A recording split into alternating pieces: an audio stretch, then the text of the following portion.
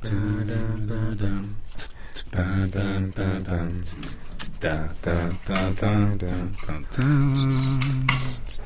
I look at the work of Jacques Tati, there are many things on my own work that becomes more clear.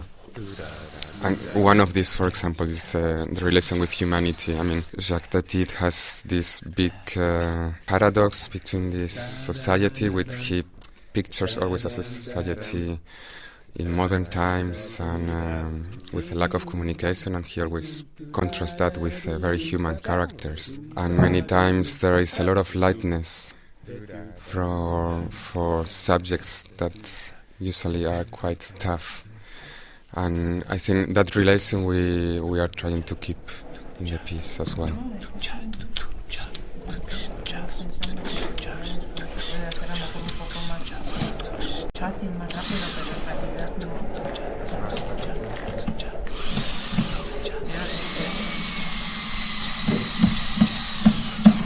At this very moment we are doing the setup of the piece.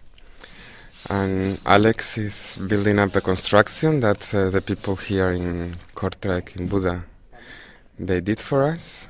We are hanging the lights and the music, and the sound system. That's basically the building day.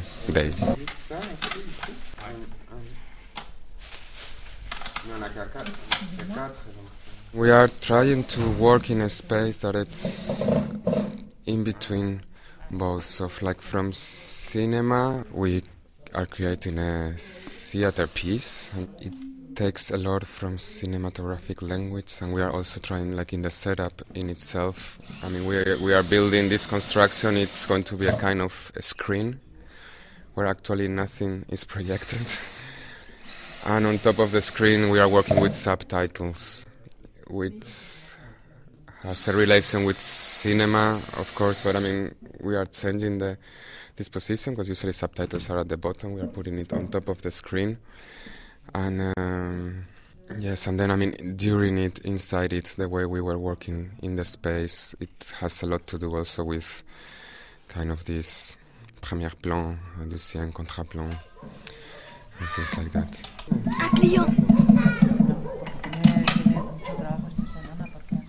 Un client. Choose one of the films of Jacques Tati, and in that film we follow one of the characters in this film. So actually we are not even following the film, we are just following the actions of this character during the film. We list them and we try to do them, to dance them and to explain them. And so actually what we are basically doing here is a solo by two persons, and it gets a little bit complex through the piece, but we are both the same person. And yes, and also this person that we choose from his films, or from that specific film, we also change his identity.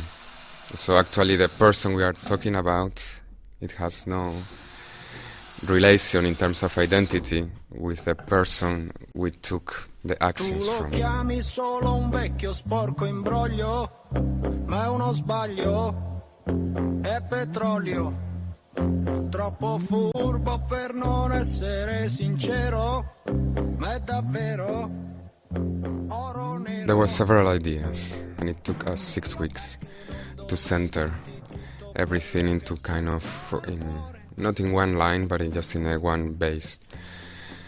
If you ask me how Tati comes to me, then I guess that did happen 2 years ago when I started to look at, I think my first film of Jacques Tati was Playtime, and since then I start to see the rest of them, and it's a very special relation. I mean, when I saw, for example, Les Vacances, and I was very intrigued. I cannot say it was not like I like this a lot or something like that. I left the movie not really knowing what was my feeling about it, and somehow in my life, those kind of situations, things that kind of intrigue me, that I don't know very well what are they about, are the ones that somehow then they start to haunt me, or like I start to go back to them, especially because of this not knowing and probably curiosity from my side. So that was the relation with Jacques Tati, an unknown relation.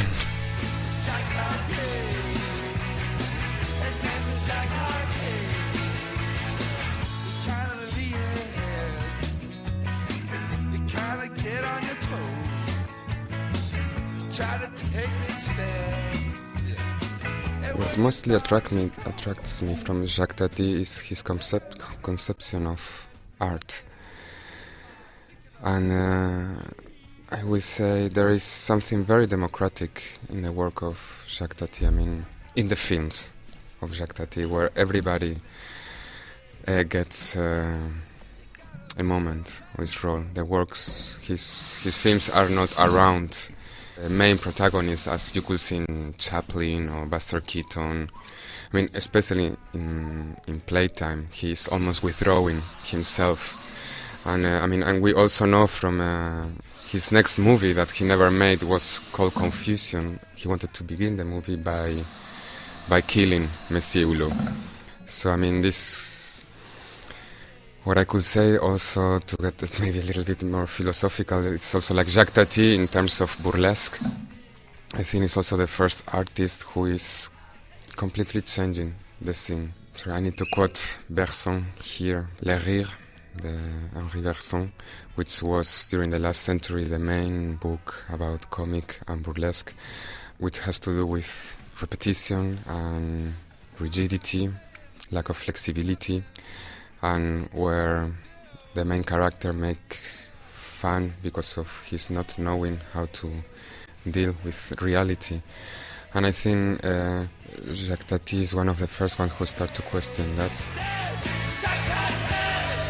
I might say no, we are not working about being funny as such. I will say that Jacques Tati, from my point of view, is also not working about being funny, but he's more working about the potential of being funny.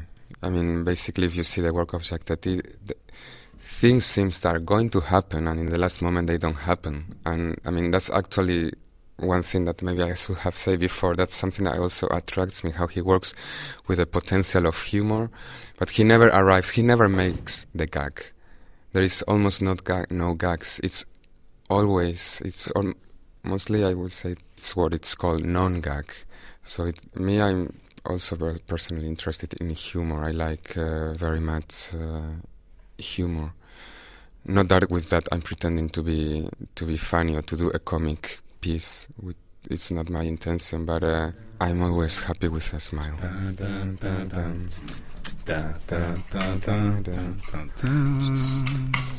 Yeah, well, I'm always a little bit scared about the word understood. I don't know exactly what does it mean. Especially if I tell you, I mean, my first relation with Jacques Tati, it came because of not understanding in a logical level. I mean, now I know because I've been studying, I've been reading, I've seen the films 2-3 times, so I can maybe articulate some things, but that was not my first reaction. So I'm not also willing for the audience to study, to learn the work of Jacques Tati, to learn whatever, to understand. I mean, I hope they do not that. But I mean, if we can vibrate together and then hopefully some questions rise up, maybe if some people goes out intrigued about what they saw, then I think that will be okay.